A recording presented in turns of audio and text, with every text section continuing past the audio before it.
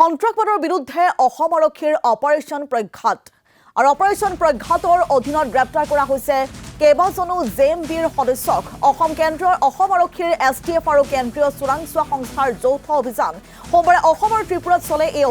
অভিযানত মুঠ 11টা মৌলবাদী গ্ৰেপ্তাৰ কৰিছে এছটিএফে ডিজিটেল জেহাদ আৰম্ভ কৰিছিল মৌলবাদী সংগঠনটোৱে আৰু ইয়াৰ বাবে ব্যৱহাৰ কৰিছিল সামাজিক মাধ্যম অসমত ধন সংগ্ৰহ কৰি বাংলাদেশলৈ প্ৰেৰণ কৰিছিল জেহাদী কেইটাই তামিম ইছলাম আছিল অসমৰ মৌলবাদী গোটটোৰ মূল ব্যক্তি অসম তথা উত্তৰ পূৰ্বাঞ্চলক অশান্ত কৰাৰ পৰিকল্পনা ৰচিছিল মৌলবাদী সংগঠনটোৱে গ্ৰেপ্তাৰ কৰা জেহাদী কেইটা হৈছে শাহৰুখ হুছেইন মিজানুৰ ৰহমান সিদ্দিক আলী সুলতান মাহমুদ নাছিমুদ্দিন ৰছিদুল আলম দিলদাৰ ৰেজাক মহিবুল খান আফৰাহিম হুছেইন জোনাব আলী জাগিৰ মিয়া সংবাদমেল সম্বোধন কৰি এই তথ্য সদৰি কৰিছে পাৰ্থ সাৰথী মহন্তই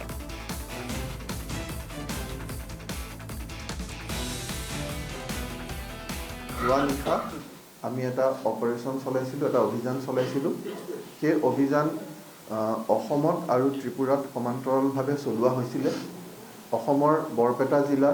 চিৰাং জিলা বাক্সা জিলা আৰু দৰং জিলা আৰু লগতে ত্ৰিপুৰাত চলোৱা হৈছিলে সেই অপাৰেশ্যনত আমি 11টা মৌলবাদীক আমি গ্ৰেপ্তাৰ কৰিছোঁ এই 11টা মৌলবাদীৰ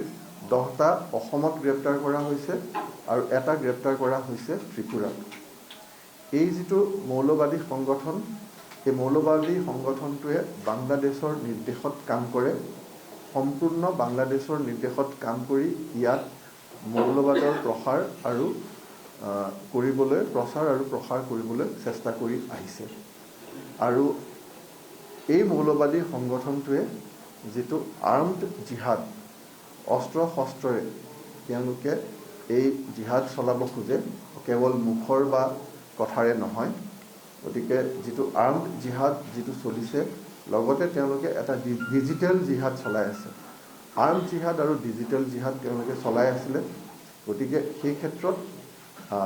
আমি যোৱা নিশা এই অভিযান চলাই এই 11টাকৈ মৌলবাদীক আমি গ্ৰেপ্তাৰ কৰা হয় তেওঁলোকৰ পৰা বিভিন্ন আমি মেটেৰিয়েল আমি জব্দ কৰিছোঁ আমি চিজ কৰিছোঁ আৰু অসমৰ বাহিৰেও আন বিভিন্ন ঠাইত অসমৰ লগতে অসমৰ বাহিৰৰ বিভিন্ন ঠাইত এই মৌলবাদী সংগঠনৰ নেটৱৰ্ক আছে সেইখিনিৰ কাৰণে আমি সেই সংশ্লিষ্ট ৰাজ্যৰ আৰক্ষীৰ লগত আৰু কেন্দ্ৰীয় চোৰাংচোৱা সংস্থাৰ লগত আমি যোগাযোগত আছোঁ আমি তেওঁলোকৰ লগত সমন্বয় ৰাখি আমি এই কামখিনি আমি কৰিবলৈ আমি চলাই আছোঁ ইয়াত ইণ্টাৰেষ্টিংলি তেওঁলোকৰ তাত ইয়াত তেওঁলোকে পইচা ইয়াত তুলিও বাহিৰলৈ পঠাইছে এইটো এটা খুব ইণ্টাৰেষ্টিং কথা যে ইয়াত